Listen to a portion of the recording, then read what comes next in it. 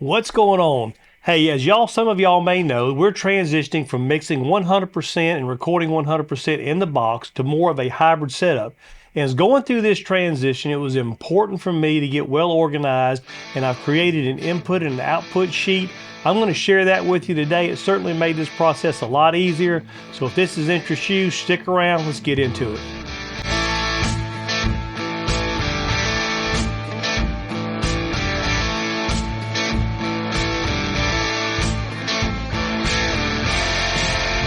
Hey, if you're new to the channel, I'm Ray with Second Chance Rising, and this is a channel that's more than just about our music and our ministry, but it's about mixing tutorials and gear reviews. And today we're talking about doing an input and output sheet to make our transition from going from mixing and recording 100% in the box to more of a hybrid setup. And I needed to really found myself needing to get very well organized. If hopefully if this is going to be of use for you, make sure you hit that subscribe button and like the video. It certainly will help us out. We certainly appreciate your support. Let's take a look at what we've got here today. So one of the first things I want to do is thank Edgetone Studios. He's another YouTuber that provided this sheet for me. Kind of saved me a little bit of time. You can also just use a piece of notebook paper to label it. I just chose to use an Excel spreadsheet. I need a little bit of practice working in Excel anyhow. So here's what we've got. We've used in 3 HD8 units, so these will be specific to whatever interface that you're using. And I've got the first row is the first unit, obviously, the second and the third unit, and the third row is the third unit.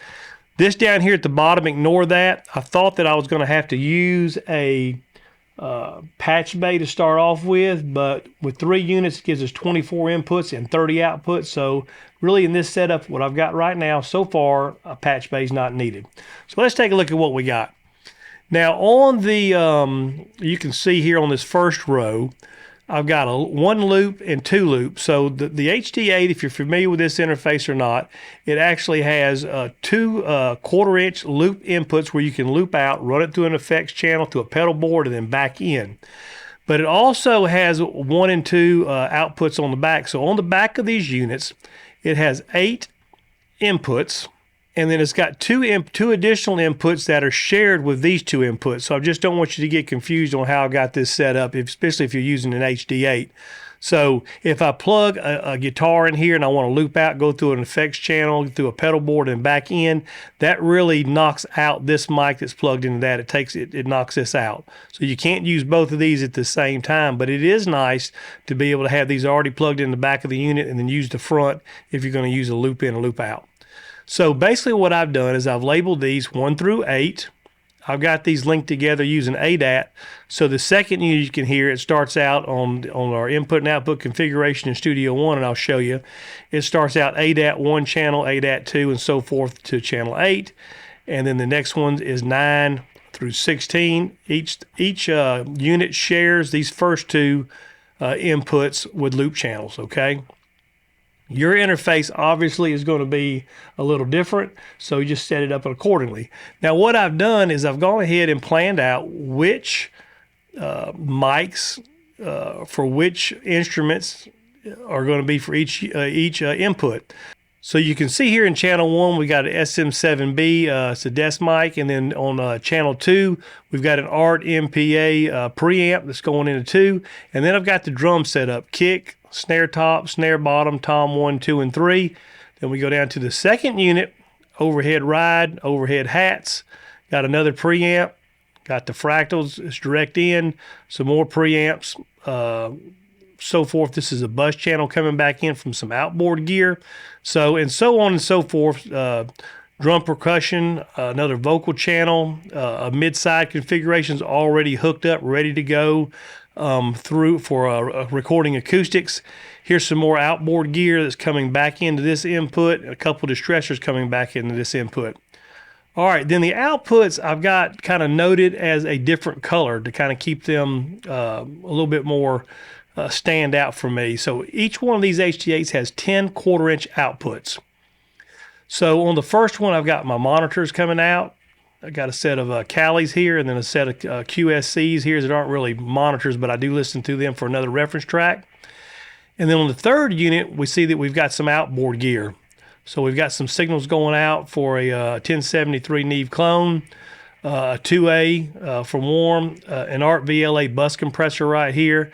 And then these are routed right back in those same channels. So this bus compressor 7 and 8 is coming right back into the inputs of 7 and 8. So this really helped me stay organized doing this plan. And just like building a house, you got a blueprint, and then you go by that blueprint and you start hooking things up and you start building, then everything starts to come together. And then so forth and so on with the outboard gear. Here on the third unit, I've got a couple different headphone mixes coming out for the band. I usually listen to the main monitor headphone mixes, and then we've got the drummer and the bass player. So we've got 3 independent headphone mixes come out. If we wanted to put more, I've got plenty up here on the first unit. I could do all the headphone mixes that I wanted to do. So that gives you a little bit of an idea how I've got this set up.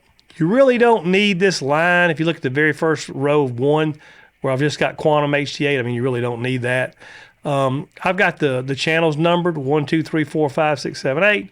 And then the ADATs is and then as well as I've got, these are 1/4-inch inputs. These are XLR inputs on the back, and then the outputs are 1/4-inch. So that just helped me planning that I was running gear, whether it needed an XLR cable or if it needed a 1/4-inch cable. So I had included that. It's not really necessary. So let me show you here in Studio One what I've kind of done after I got this sheet created, what I've done in Studio One My DAW to make it a little bit easier when I start selecting channels. So as we go here and we get to the inputs, so one of the things here, I started just in Studio One, I'm sure in most DAWs, depending on which DAW you're at, you can just click on this and highlight it, and then you can name it. So I took my sheet, and each one of those things, like I got my SM7B here, my MPA, then I've got my kick, snare top, snare bottom, and so forth and so on. So I've labeled all of my inputs per my input sheet diagram that I created, as well as the outputs on some of the output gear, like the ART VLA and the 1176 and the 2A. I've got those outputs designated, and then coming back into the proper inputs, like the ART VLA and the 1176 here in the 2A. So what that has enabled me to do is to stay very organized. I put a plan together on paper, so to speak, instead of just trying to hook up things and randomly just trying to figure it out as I go along. Where does this go and where does that go? I made myself a plan and then executed that plan just like you would do a blueprint and build a house. I hope you found this little video useful, gives you some ideas how to create your own input and output sheet, especially if you're remodeling or getting some new gear in your studio. It certainly was a time saver for me. If you found this useful, make sure you go ahead and hit that subscribe button, like that video. We certainly would appreciate it. We love you and God loves you. Keep looking up. We'll see you next time.